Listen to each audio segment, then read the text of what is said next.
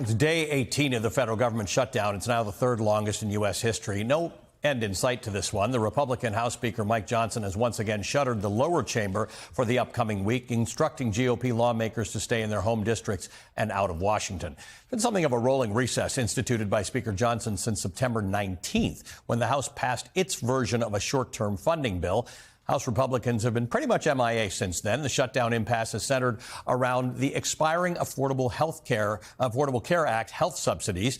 Democrats want to extend them in order to prevent insurance premiums from soaring for millions of Americans. Johnson and Republicans have been unwilling to include them in the negotiations, even though any new spending bill would need at least some support from Democrats in order to pass, because the filibuster in the Senate requires a 60-vote threshold to clear. Now, that's something Republicans could overcome if they wanted to, but they're choosing not to for the moment. In the meantime, Johnson has refused to swear in Democratic Representative-elect Adelita Grijalva 25 days after she won the special election to represent Arizona's 7th congressional district. This, of course, comes as she promises to become the final signatory, the 218th signatory needed for a discharge petition that has bipartisan support in the House, which would force a vote on the Department of Justice releasing the Epstein files. Joining me now is the New York Congressman Hakeem Jeffries. He's the Democratic minority leader in the House of Representatives. Leader Jeffries, good morning to you. Thank you for being with us. It's 10:30 in the East, 7:30 in the West. There is still time for people to get out and participate in what may be one of the biggest political rallies in American history. It's not just Democrats. It's everybody who's concerned about democracy. I just want to play for you what, I know you've heard this already, what Caroline Leavitt, the White House press secretary, had to say about the Democratic Party in this context. The Democrat Party's main constituency are made up of Hamas terrorists, illegal aliens, and violent criminals. That is who the Democrat Party is catering to, not the Trump administration and not the White House and not the Republican Party, who is standing up for law-abiding Americans, not just across the country, but around the world. Your take on that? Well, the so-called White House press secretary is an unhinged disgrace. If she's opening her mouth, it means that she's lying. And clearly, we've seen that in this context. The protests that are going to take place today, the peaceful expression of dissent, is entirely consistent with the American way. In fact, it's as American as motherhood, baseball, and apple pie. It's what the framers of this Constitution envisioned. You know, in this country, when the people fear the government, there is tyranny. But when the government fears the people, there is liberty. And it's important for everyday Americans of every political persuasion to continue to express peaceful dissent with the out-of-control policies of the Trump administration, and the fact that Republicans continue to unleash extremism on the country in ways that are deeply harmful.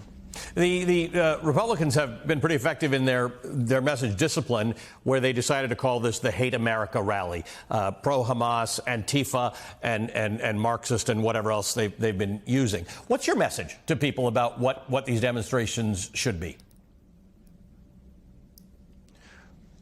Well, the Donald Trump and Republicans have unleashed this unprecedented extremism on the American people from the very beginning of the time in office that he's had. We're talking about an assault on the economy, an assault on health care, an assault on law-abiding immigrant families, an assault on the rule of law, an assault on the American way of life, and an assault, of course, on democracy itself.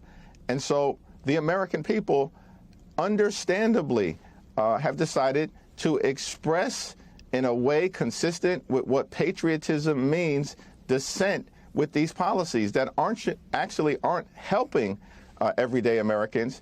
They are designed to help Republican billionaire donors. That's what we saw with the one big ugly bill.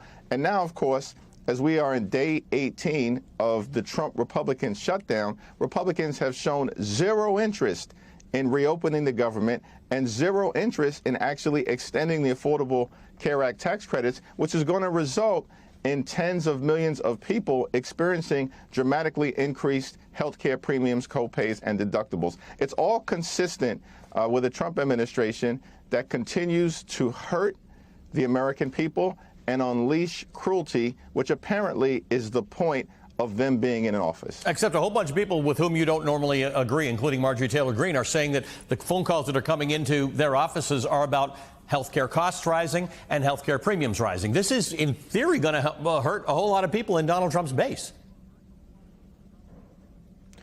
Without question. In fact, I think the 5 states that rely the most on the Affordable Care Act tax credits are all states that Donald Trump won. We're talking about West Virginia, Wyoming, Alaska, Tennessee, and Mississippi.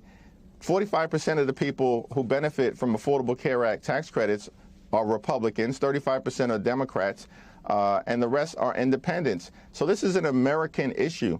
And the assault on health care that has been unleashed on the American people hurts everybody. People in rural America, urban America, small town America, the heartland of America, working class America, and of course black and brown communities all across America. So what Democrats are fighting for is to stand up for Medicaid, stand up for Medicare, for the Affordable Care Act, stand up to push back against this effort to close our hospitals, our nursing homes, and our community-based health clinics. We're standing up for the principle that in America, the wealthiest country in the history of the world, access to high-quality health care shouldn't simply be a privilege just available for the wealthy and the well-off. It should be a right available to all Americans. Leader Jeffries, Adelita Grijalva is becoming famous. She was elected into a seat was held by her father in Arizona 25 days ago. She hasn't been sworn in. There's a whole lot of gaslighting going on about why she hasn't been sworn in. Let's listen to some of it from House Speaker Mike Johnson. I thought Hakeem was a better attorney than that. It's a publicity stunt by a Democrat attorney general in Arizona who sees a national moment and wants to call me out. She has nothing whatsoever to do with what's happening in Congress. I would say to Rep. Grijalva, if her Democrat colleagues and leadership have not informed her, you can be serving your constituents right now. You have an office. She's hired 16 employees. That's a little bit of gaslighting. She is in office. She has hired employees, but she's not been sworn in as a member of Congress. And there's no prohibition in a shutdown about her not being sworn in.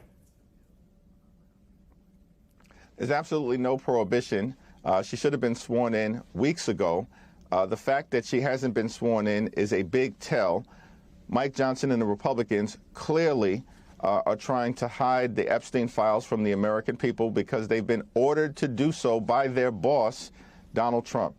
And the challenge is they don't want to swear in someone like Representative-elect Adelita Grijalva, who understands that as members of Congress, we don't work for Donald Trump. We don't work for J.D. Vance. We don't work for their billionaire donors. We work for the American people.